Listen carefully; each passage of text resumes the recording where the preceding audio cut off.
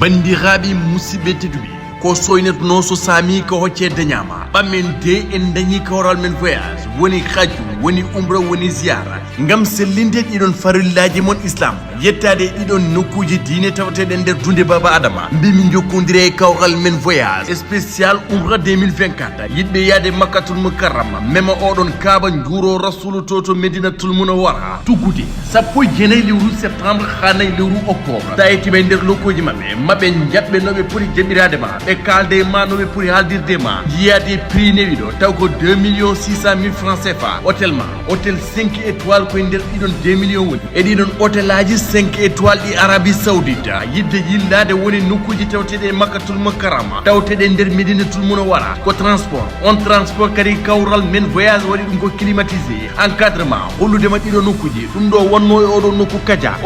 kadia ko ɗum ɗo wonno hen maɓe mbaɗe encadré jidde hebde kawral men voyage yonnodo 77 447 15 54 walla waɗa 77 732 02 42 kawral men voyage spécial Oumrah 2024